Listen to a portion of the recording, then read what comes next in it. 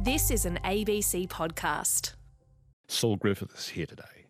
Saul is an Australian engineer and inventor. He studied in Australia. He won a scholarship to MIT Media Lab in the United States. And in America, he founded a research and development company called Other Lab.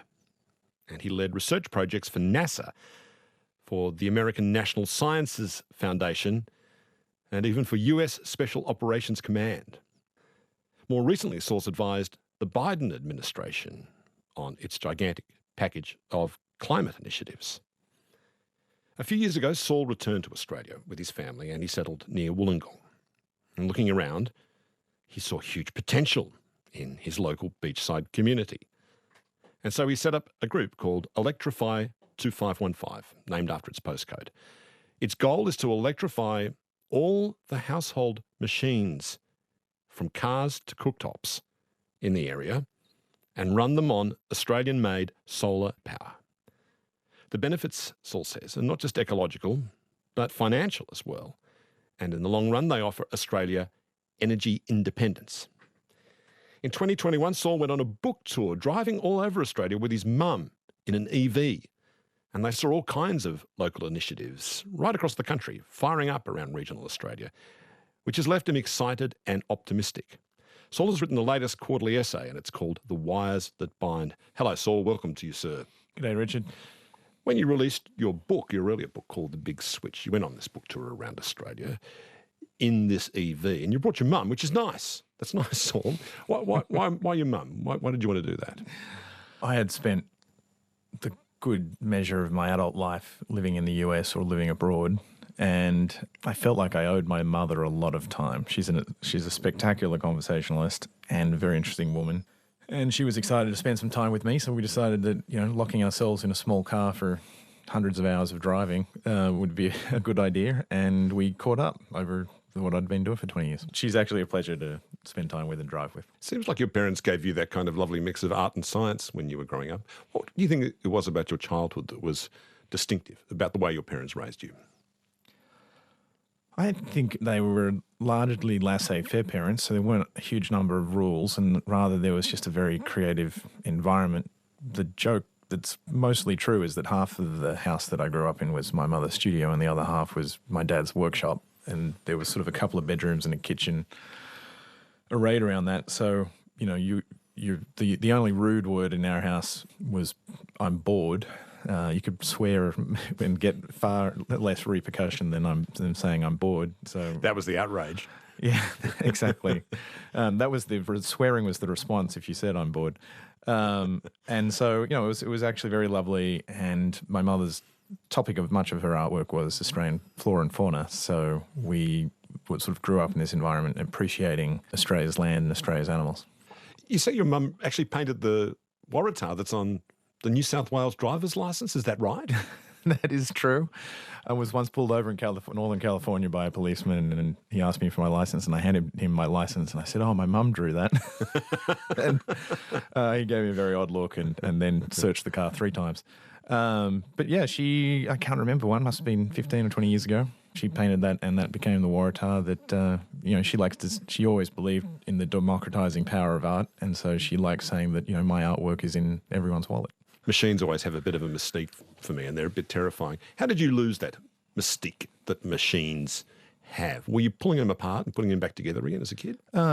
More building than, although we had a feel of, my father is an engineer, and my mother's art was actually quite technical. She was a printmaker, so we had multiple ton printmaking machines inside our house, including an etching press that my father had lovingly hand-built her. And so I remember helping him build the second lovingly hand-built 5-ton printing press from my mum. How about cars, though? Can you pull apart a car? Pulling apart cars was expected. My father had an unfortunate fancy for used Jaguars, which necessitates pulling apart cars, swearing at wiring harnesses. So we learned how to build cars. My first car I actually got when I was 15, and I avoided studying a lot for the HSC by rebuilding for some ungodly reason, a 1974 Honda Civic. So you graduated from Sydney Uni and went to MIT in the United States, like I said, founded this research and innovation company called Other Lab. What kind of things were you creating in Other Lab? So in Other Labs' product was successfully doing research that led to creating a company that would be commercializing something. And we worked in a lot of fields, most of them in energy. So we created a couple of different wind energy technologies, a couple of different solar energy technologies. We worked on a technology that became a storage system for hydrogen. And we worked on heating and cooling systems, or what's known as HVAC or heat pumps. And as well as that, sort of a sideline in robotics. So we built some industrial robots, we built some speculative robots, and even some exoskeletons for medical devices and enhancing human performance. Do you get a pleasure out of elegance in design? Is that the overlap between the arts and sciences? I love things that are as simple as can be, or only as complicated as is necessary to get the job done. I do worry that in the modern world we're putting computers into everything as a substitute for just elegant design. 2016.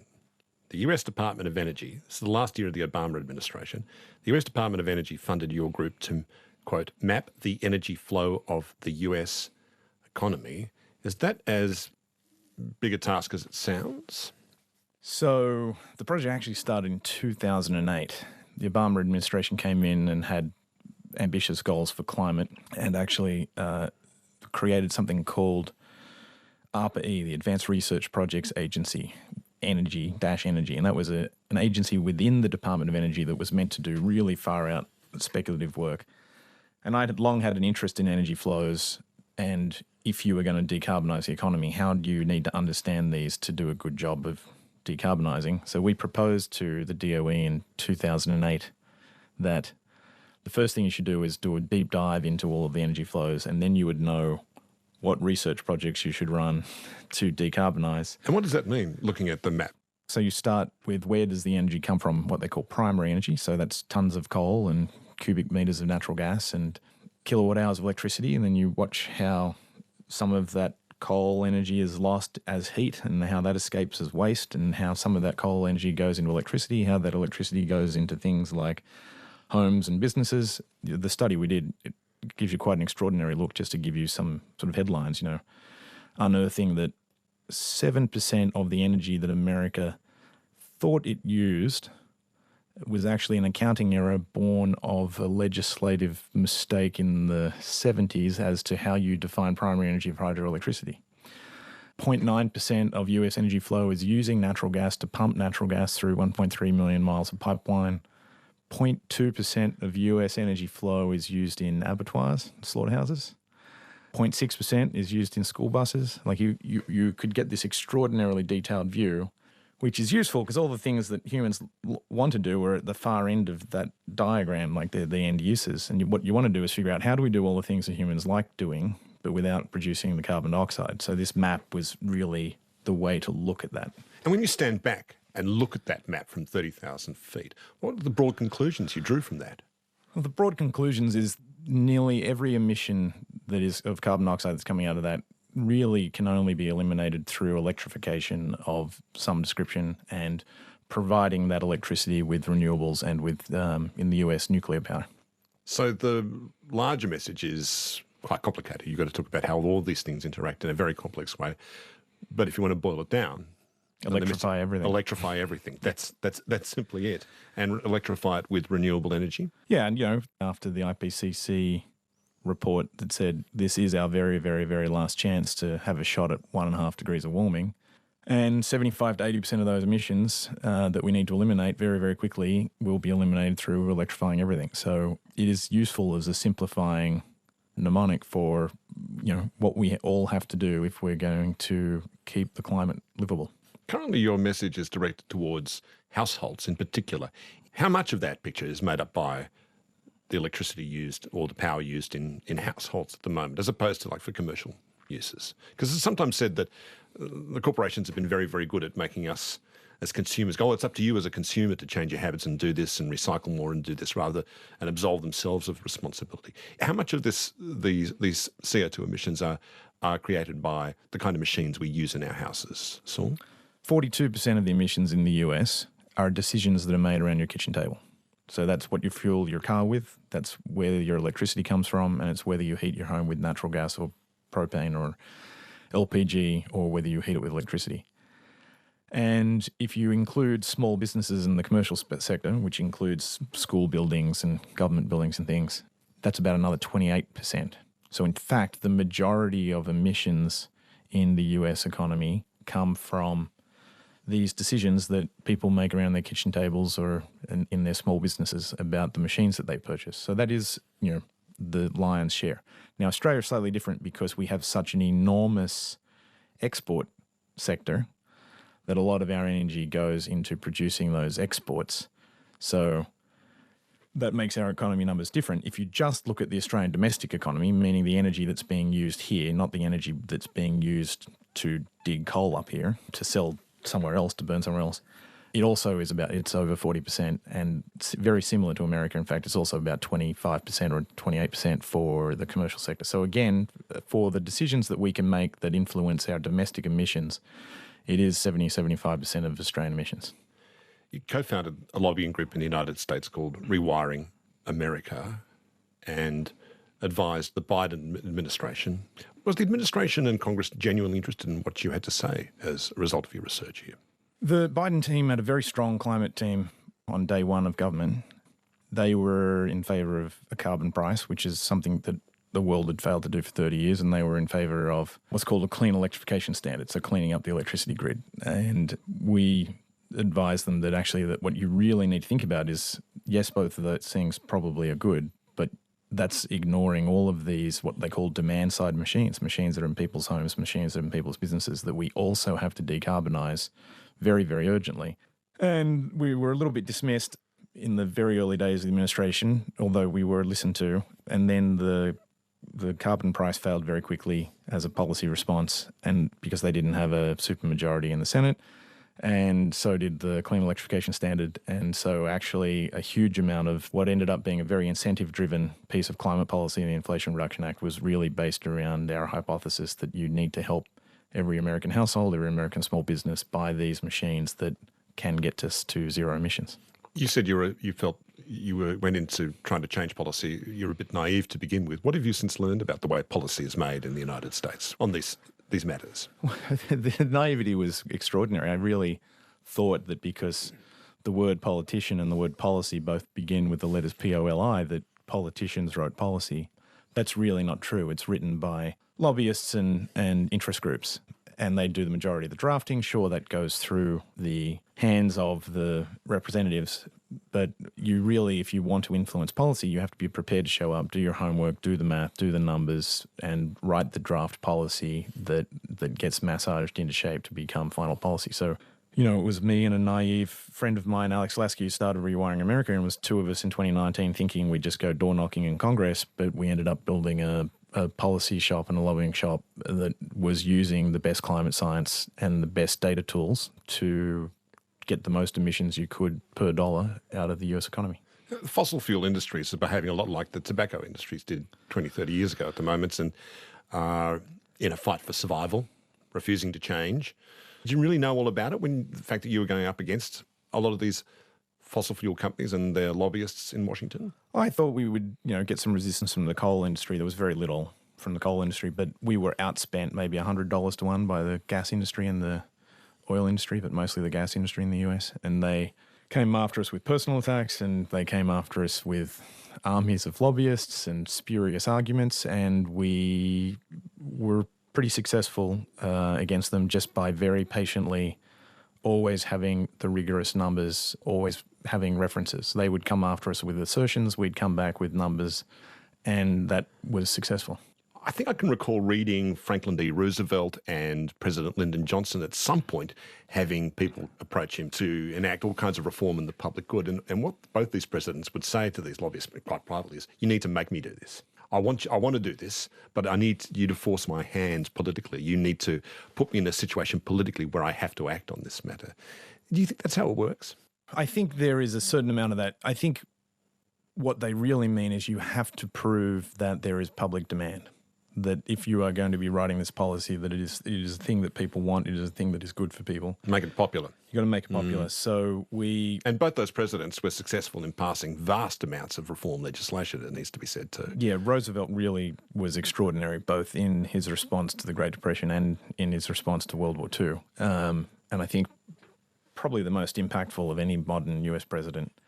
So I actually read a lot of Roosevelt trying to think about how he achieved that. But we spent a lot of our time building coalitions with all of the other groups interested, whether it was in air quality aspects of electrification, whether it was in the pollution aspects, whether it was in the efficiency aspects, whether it was in the climate aspects, but build the broadest possible coalition and prove to government that the people wanted this. And so it was through that we had a lot of success. And in fact, in some respects, that's what we were trying to do with Electrify 2515 here in Australia. Show the government for real now that there are communities in Australia that are desperate for rapid climate action because they understand the science and they want action now. And so I think I've learned a lot that this is something you must do. You've got to help the politicians understand that the people want this.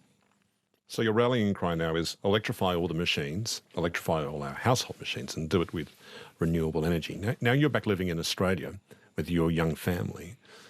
What kind of natural advantages do you see in Australia when it comes to making this shift? Well, we have low population density, so we got not a lot of people on a huge amount of land. That land also happens to be terribly sunny, as we all know. It's written into our national poetry. We are the sunburnt country. We also have extraordinary wind resources. We have a mild climate. The mild climate makes it easier because that means it's easier for electric machines to heat our homes, and those machines will be more efficient. And maybe the most significant thing is we had a curious set of political victories over the last 20 years that sort of went unnoticed that you now might describe as the Australian solar miracle. We figured out how to install rooftop solar on Australian homes extraordinarily cheaply, about 1/4 of the price to put solar on your roof in Australia that is in the US. Why have we been so successful at that? Oh, there's a guy called Jeff Stapleton or Sharpleton who lives somewhere down the south coast who was a sort of early solar enthusiast, and he created the training manuals and handbooks that taught all of us, that certified Australian tradies to be able to do this job and do it without unnecessary government regulation. So that's it, something like that. Literally, I think Tradie writes a handbook. Yeah. Tradie writes a handbook. It's not very glamorous, is it? It's we sort of slipped it under Howard's nose at the last minute in the negotiations over Kyoto. No one ever took solar seriously. So it's like, what does it really matter if we have a little incentive for this rooftop solar stuff? That's a toy. But it turned out to becoming hugely significant and is now the cheapest retail energy that humans have ever got is Australian rooftop solar. I think Australians are funny. I think we don't really like to be too far in front. Not really. We don't like to be radical pioneers in all sorts of things, but we really hate, I think even more, we hate to be left behind. How do you see us as a country when it comes to these things? I think you've unlocked something for me. I think we like to win by a nose. Yeah. We don't like to win by a furlong. We like to win by a nose. We'd like everyone to actually think we're the underdog and we're losing and we're losing and we're losing. And then we want to just dash it at the finish line. Because actually, really, Australian households are, if I do climate work in the US, I do climate work in Europe, and nationally, federal policy, especially over the last 2 decades, we've been lagging the rest of the world. Our peer nations are Saudi Arabia and Russia on climate policy. But the Australian household is leading the world. And 33% of households now, I think, have rooftop solar, and you can feel and sense the desire to electrify our vehicles because people know how cheap their rooftop solar is, and people are electrifying their homes pretty quickly. I actually think the US just did this big, bold piece of climate legislation. They're going to throw a whole lot of money at it, but Australia's even better positioned to go faster on decarbonisation now. I think, this isn't true for everyone in this country by any means, but I think by and large Australians are quietly proud of our lifestyle, and we see it as a civilizational achievement. So do you think this vision you have for a cleaner energy future for Australia, it's like we keep living the way we do now, but with better machines? Yeah, a couple of things I want to say there. I do largely in the book, The Big Switch, and in this essay talk about a substitution model. So I think it's very difficult to, and we had 30 years of environmentalism saying you should have smaller things, they should be colder and less comfortable. And I don't think that ever won anyone over. And I think you can actually now say with a straight face that the climate solution is all the things that you currently have, but electrified and run with solar and wind energy. And the good news is that they can save you money. And that really is the technological miracle of the last 5 years that you can say that with a straight face. You say that one of the biggest stumbling blocks, if that's the word for it, or points of resistance you find when you've been talking around Australia about this is the idea that we have to replace the machines in our lives all at once. Instead, you're advocating we replace as they break. Tell me a bit about that. Or if I'll stand up in a town hall and I used to, and I'd give the Electrify everything talk, and some people would go to a place of guilt. They're like, well, I haven't got the electric car. I don't have 20 grand I or don't have 30, 20 40, grand. 50 grand to do that. Too expensive. The batteries are too expensive. The this is the that. And all of their things are true, and I didn't really want to put them in a position of guilt. I wanted to put them in a position of empowerment. And what I really was trying to say, and actually dedicated a lot of this essay to, is the idea that to hit our climate targets, we just need now to replace the machines at their end of life with the right machine. So you don't have to buy the electric car tomorrow, but when your 8-year-old Honda Civic gives up the ghost in 5 years, that's the right moment to replace it with an electric car. If we, as a nation and as a world, just use that principle of replacing everything at retirement with the clean electric thing, that's a recipe for about somewhere between a 1.5 and a 1.8 degree of warming world. EVs are a key technology, the shift from petrol fuel cars to EV cars.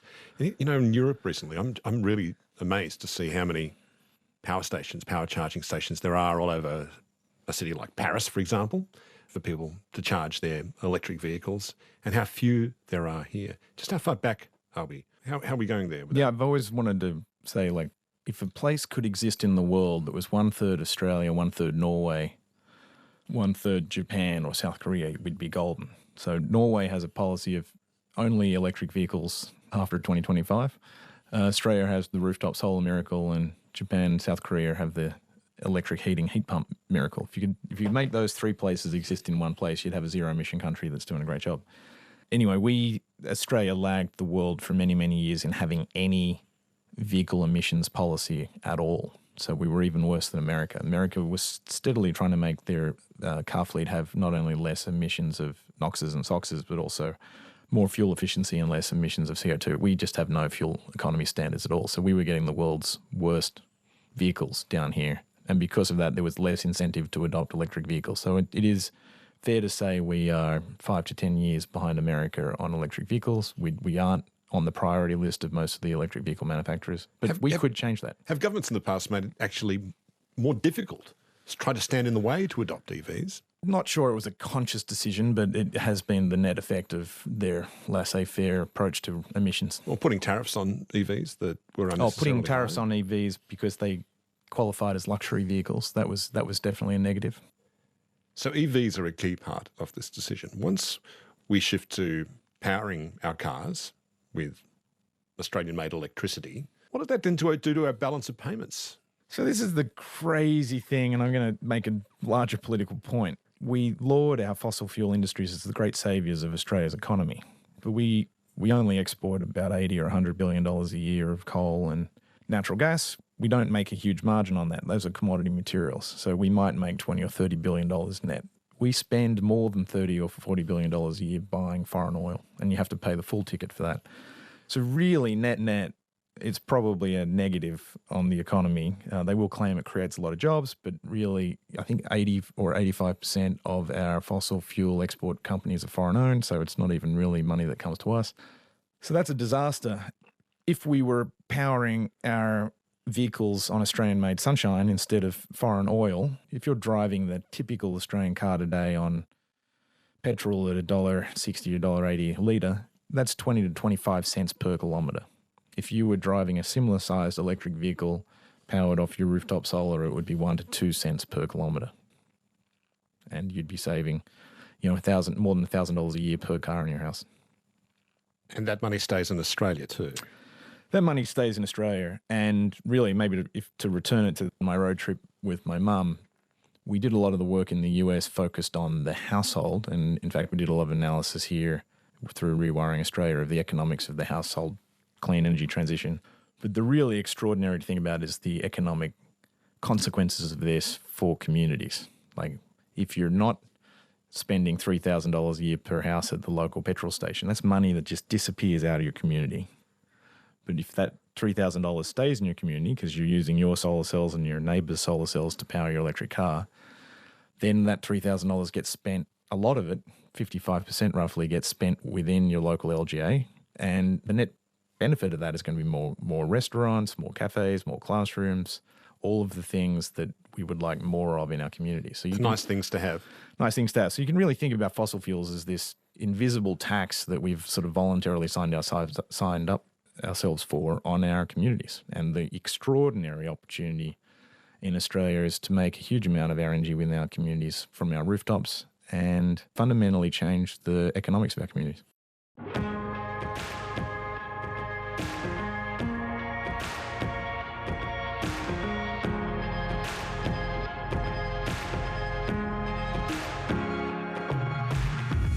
Podcast, broadcast.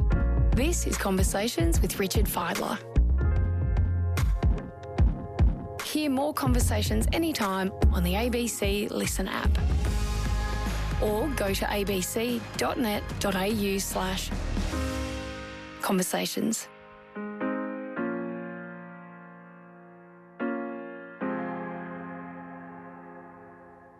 Let's talk now a bit more about the machines inside the house. What are the key machines inside most households you want to see electrified? Again, just to step back a little, I think it's important to frame what I'm about to say in the 50-year history of environmental messaging. So since the 1970s, the Earth Day happened early in 1970, and then shortly after that we had the energy crisis in the world, the Arab oil embargoes. And the solution to that energy crisis was more efficiency, because America was missing 15% of its energy. If its cars were 15% more efficient, if its furnaces were 15% more efficient, then they would have no energy crisis. So the environmentalist movement latched onto this idea, and it really is the origins of sort of the reduce, reuse, recycle theory of environmentalism. But in terms of our climate emissions, this just isn't true. The grand majority of the emissions in a household or a business are determined by choices, 5 or 6 choices that you make once every decade or so. So when you buy the car, what is the fuel that drives that car? When you buy a stove top, what is the fuel? Is that a natural gas or is that electric? When you buy the water heater, is that a gas water heater or is that an electric water heater? When you buy a space heater, is that a gas heater or is that an electric heater? And then whether or not you have solar and whether you have a battery. So you can sort of count that 5 or 6 or 7 decisions. And I think it's really interesting to think about those not only as infrastructure of your life, which they are, 'cause, decisions you're making frequently, big ticket items, but also national energy infrastructure. And I wanted to emphasize that because I think we've had paralysis as a populace on, what do we do on climate, what do we do on climate? And then you latch on to, recycling the plastic bags, which those things are noble, but the things that really, really, really move the needle on our carbon emissions are these things inside your homes. So your cooktop, your water heater, your space heater, and your cars.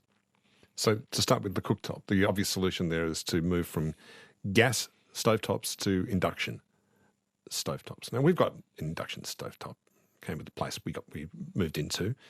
There's all sorts of benefits from an induction stovetop. I think one is it doesn't make the kitchen hot. That's one thing. This is just putting the planet aside. It has all those kinds of benefits. But there seems to be a fair bit of resistance to this idea. I'm surprised by how many people are quite immovable about this. Oh, you use the word resistance. This is interesting. It quite literally is resistance against this, because most people, when they think about electric cooking, they remember some campground in the 1980s where they were using a resistance electric cooktop, one of those coils. Yeah. And it would take about 4 hours to make pasta. The modern electric cooktops are faster than gas, so you boil water twice as fast on an induction cooktop. Like you say, they use half the energy because they don't waste it, all the flame going up the sides. And it was really an extraordinary media campaign from gas in our childhood in the 80s. The clean blue flame. It was the sexiest thing, and just that blue color, you just can't get it out of your mind.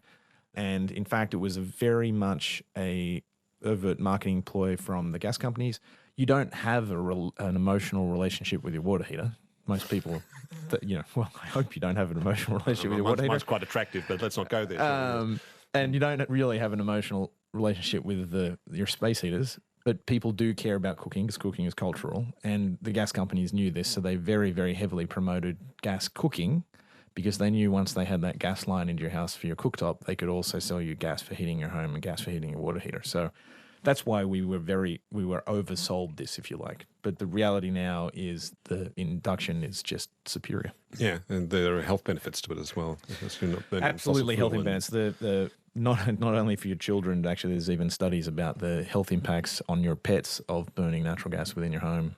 One of the leading causes of respiratory illness. Think of the kittens. Think of the kittens. Do it for the kittens. There's your new slogan, right Love there. it. Electrify everything for the kittens.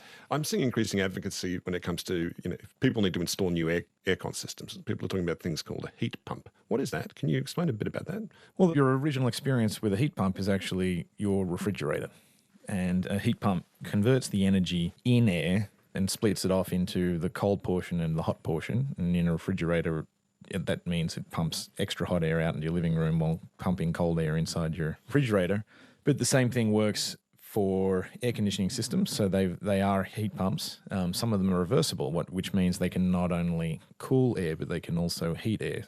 And they're extraordinarily efficient. So, in fact, when you're powering an electric heat pump, it can move 3 or 4 times more heat than a natural gas heater for 1 unit of energy input. So they are extremely efficient. And they also happen to be a pathway to zero emission heating of the air in our homes. And also you can have a heat pump heat your water. They are a little more expensive than the natural gas devices, but you save so much money on these appliances. If you now look at any of these appliances in Australia, over their 10-year lifetime, they will save money for the household. So they are a little bit more expensive up front, as is the electric vehicles. That, in fact, is the logic behind the incentives of the Inflation Reduction Act in the US. As a result of that act, every one of the 110 million households qualifies for around $14,000 of incentives to help pay for that, what they call the green premium, that slightly higher price of the heat pump over the natural gas or the electric vehicle over the petrol vehicle. And do they take the form of rebates or of low-interest loans when it comes to giving people the resources to purchase these things? Some of it will come as low-interest loans, but they're still figuring out that program.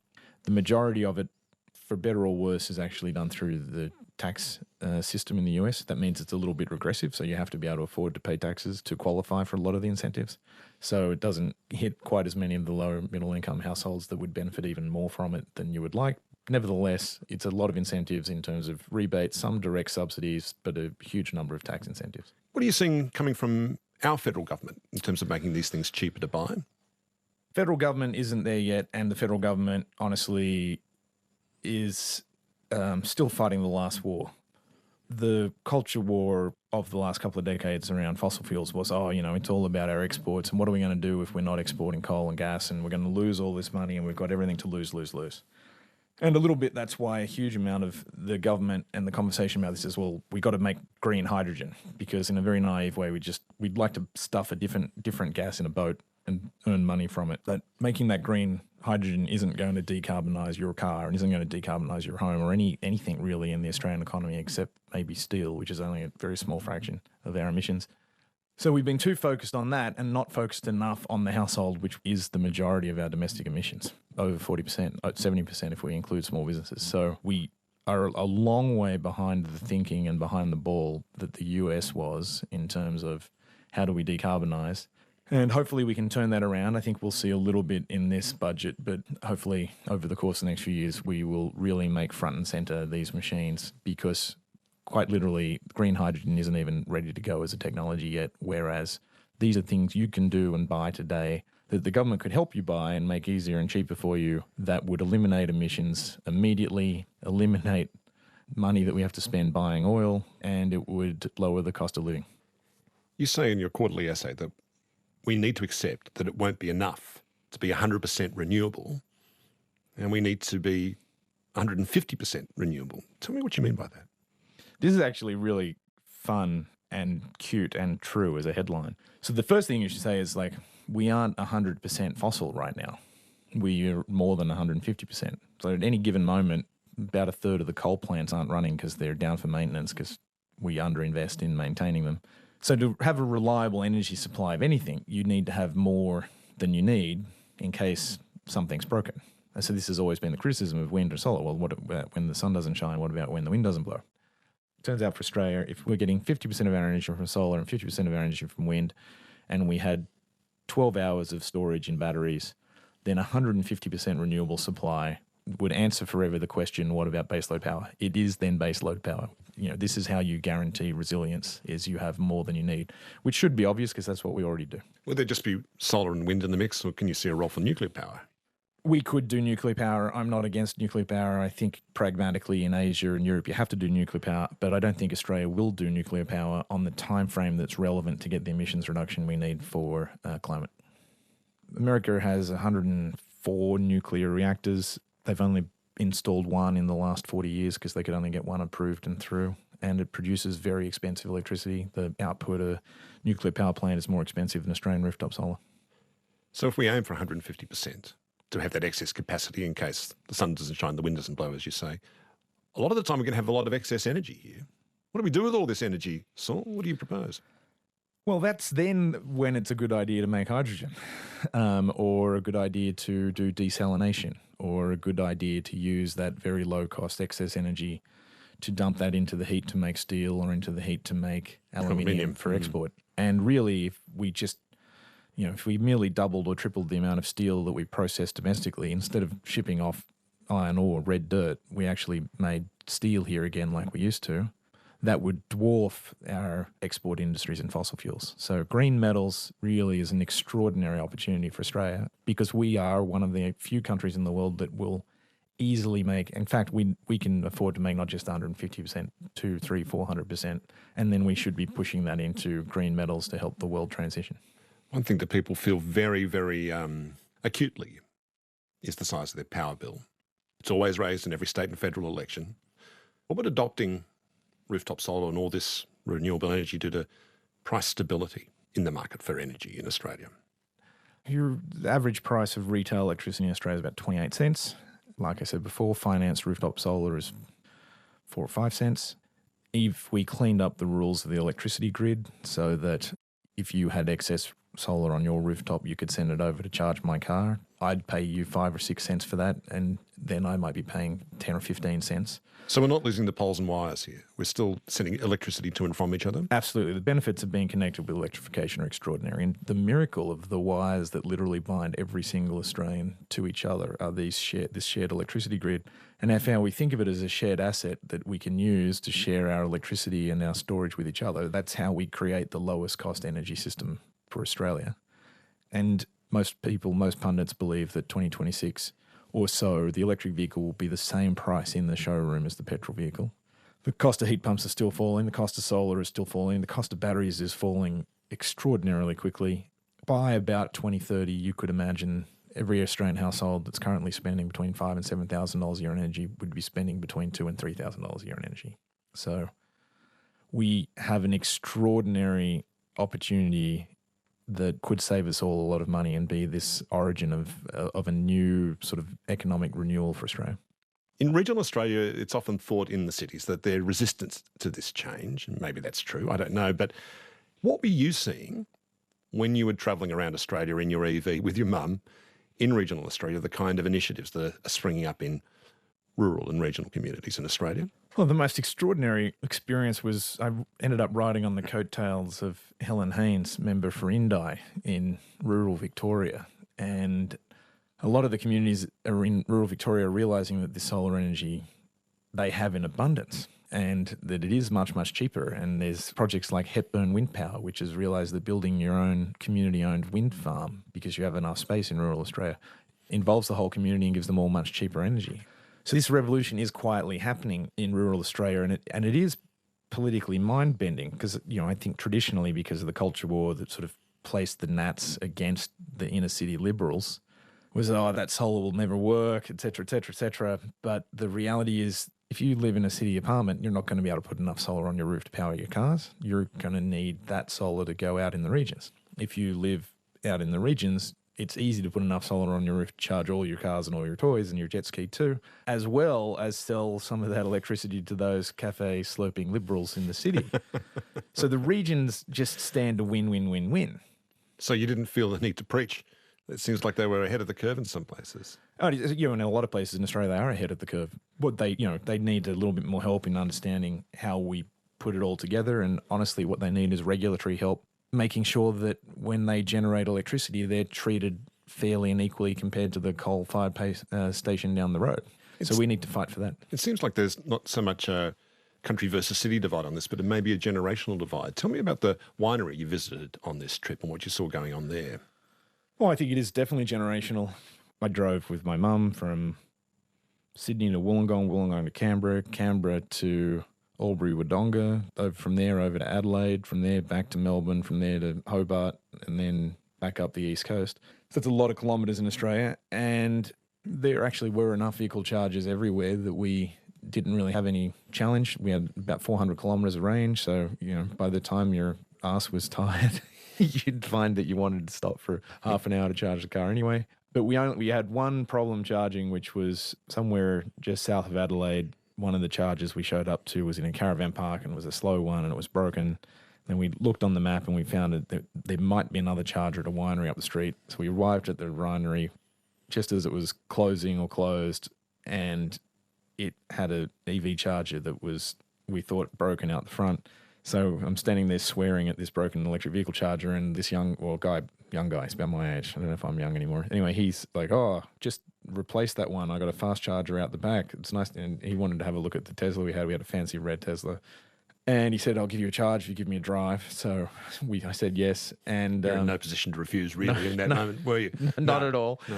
But then he showed me the most extraordinary thing. He just installed a container full of batteries. He showed me about 100 kilowatts of solar generation. He was running the entire winery and a brewery as well off solar and off the battery. And he installed the fast charger, and he was just trying to determine with all the money he was saving which electric vehicle he was going to buy, which is why he wanted to thrash out Tesla for a minute. Super guy. Invited us in for a glass of wine and a beer, as you do while you're waiting for the car to charge. And then we were talking about the book tour I was on with him, and he was relaying his experience. And then his dad walked in and proceeded to sort of embarrass his son a little in front of us with his doubts and concerns about the climate change stuff. That's not real. What's this hippie solar stuff you're doing, son? Why would you bother doing that? And the son is patiently saying, Dad, it's like, I saved you $30,000 last year on energy. But there was an extraordinary generational divide. And the son was doing it because economically it made complete sense. It meant they had robust energy. And the father still couldn't quite reconcile that with what he'd heard on Talkback Radio. So he wasn't happy just to take the money and, and just keep quiet. He had to give his son a hard time, did he? You just get, it was like, it was a terrible thing to watch. This guy, the son was just this fabulous human doing the right thing. And then he had to watch him listen to his dad say, oh, man, I don't know about that climate change. It's not, can't be real. And he's making tens of thousands of dollars and he's off. saving his dad tens of thousands of dollars a year. And I was like, geez, I hope you give the farm to this kid and not divide it amongst the three kids. Ultimately, you're talking about a future where fossil fuel industries will become extinct. You're not meant to say this out loud in Australia still, and it was clear, unequivocally clear with the IPCC, we can permit no more gas or oil projects anywhere on Earth if we're going to hit a target under 2 degrees, especially under 1.5 degrees. Yet the Biden administration actually approved an oil field last week, and the Australian Labor Party says, we believe in climate science and we believe in science-based targets, and then they've been approving gas projects. We can't do that anymore. And it's why the gas industry is spending so much in a lobbying sense, because for them it's existential.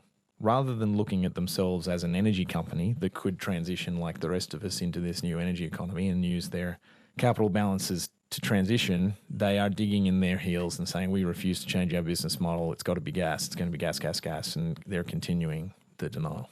How about your local region? I mentioned before you and other local concerned citizens around the Wollongong area have started up Electrify 2515 around your postcode. Well, what's interesting about 2515 is we're in the holiday brochures, we're called the Coal Coast.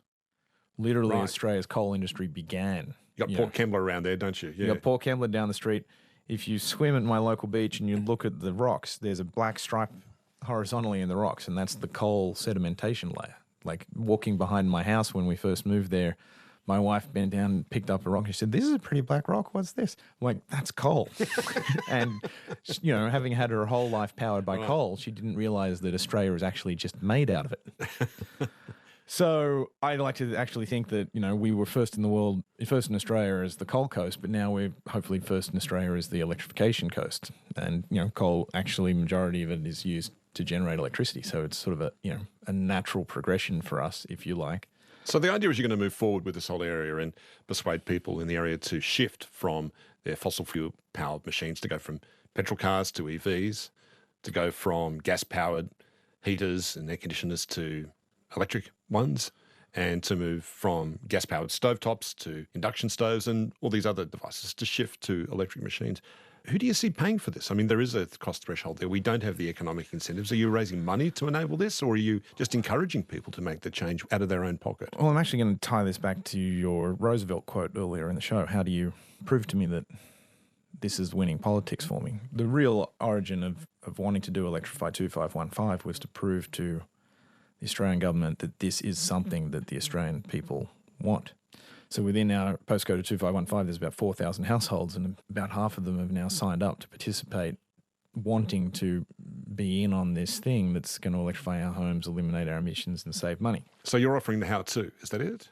We're offering the how-to, and then also because there's still a little bit of technological glue to put all this together, we're also working on piloting a few of the remaining technologies to make it all work, and do that in a way where we can prove the economics out and turn it into a larger program to roll out nationwide. The ambition is not to begin and end with 2515, but it's to help decarbonise and electrify 2,600 Australian postcodes. Right. So you want your postcode to be the model, model. We want it to be the model. A model to go forward with. And then what I really want to do is, like you were saying, well, this is going to cost a little bit right now in 2023. If you rush out to buy all the electric goodies, you are paying a little bit more. That green premium, the extra $15,000 for the electric vehicle. But like I said earlier, we know the electric cars are going to be cheaper or about the same price in 2026. And we have to replace every machine as it retires with an electric machine if we want to hit our climate target. We also know this energy transition, is the substitution of finance for fuels. So the climate bill in the US is called the Inflation Reduction Act. Why is it called that? And it's because fossil fuels have increased in price at the rate of inflation. In fact, they define inflation through the Consumer Price Index for the last 30 or 40 years. But if you today went out and bought an electric vehicle, and you bought solar, and you bought a heat pump, and you bought the electric kitchen, you're financing all of those things because they're capital purchases. And because they're financing, you have fixed costs for the next 20 years. So your price of energy doesn't go up once you've done all this electrification, you're powering it with your renewables. This is the price stability you were mentioning. It's literally anti-inflationary. So the Inflation Reduction Act, one of the ways to reduce inflation is to give price stability into the future by doing, the substitution of finance for fossil fuels. So that's the other problem with the narrative in Australia, and not to accuse you, but all the media makes the same mistake. In fact, most people introduce, it's going to cost us this energy transition. And the answer is yes, it will cost us more in the first year, but then we're saving money every year after that. And we now know that we've passed the point that if the country, and you heard me use the word infrastructure earlier in the show, if the country thought about Australian households and Australian small businesses as national energy infrastructure, and it should, because the majority of the batteries in the country in the future will be our 20 million vehicles, the majority of the solar generation will be on our rooftops of our homes and businesses, that's infrastructure. If we invested in that infrastructure with a 10 or 20 year outlook, we would be saving 40 billion a year through this electrification compared to what we're doing today. So would the solution in this case would be low interest loans, something like a HEX scheme? Like that's how we fund higher education these days, low interest loans over a long term. Yeah, absolutely. HEX is and I've recently met one of the architects of HEX, a lovely, lovely man called Bruce Chapman. And it's a very novel set of financing tools it's called an income contingent loan. So the idea was you want to do a social good, in this case, educate people. You don't want to unnecessarily burden them in the future if you don't have to. And so you only pay back the HEX once your income hits a certain level. So you get the benefit of the education, then the benefit kicks in with higher income, then you pay back the loan. I'm not saying this is exactly the mechanism we're doing for electrification, but we should investigate ideas like this because for most Australians, the problem is the upfront cost. It's the access to the capital. It's the access to the credit to buy that electric vehicle. Most of us buy used vehicles largely for this reason. But if we could get access to the finance to buy the electric vehicle we would be saving money driving at every kilometre, and over the lifetime of that vehicle, it's a slam dunk that the household saves money and Australia benefits because we're not buying foreign oil. So we need to think big as a country. And in fact, if we had that type of legislation, that would be superior legislation to the Inflation Reduction Act. As we mentioned earlier, Inflation Reduction Act is a bit regressive because not all the poorest households in America are going to benefit from it. If Australia really wanted to lead the world, we would design something like a HEX program where the federal government invests in Australian households and Australian businesses as though they are energy infrastructure because they're energy infrastructure, and we save all of that money over the next few decades and we bring the whole world forward 10 years on climate action. And maybe instead of calling it HEX, we could call it something like Tradie Bonanza, perhaps something like that. It is absolutely a tradie bonanza. It's a snappy slogan, isn't it? I was going to call it HEX 2.0, which is terrible because it's home electrification contribution scheme. Yeah. But no, tradie bonanza. Everyone thinks that it's going to be the nerds and that make all the money in this energy transition. It's not. It's the tradies. Great to speak with you, Saul. Thank you very much. Thanks, Richard. It was a lovely conversation. Saul Griffith is the author of the most recent quarterly essay, which is called The Wires That Bind. I'm Richard Feidler. Thanks for listening.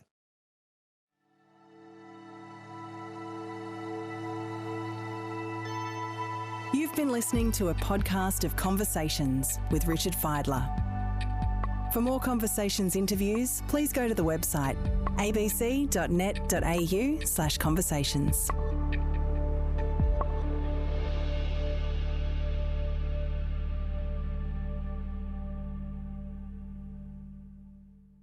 Discover more great ABC podcasts, live radio and exclusives on the ABC Listen app.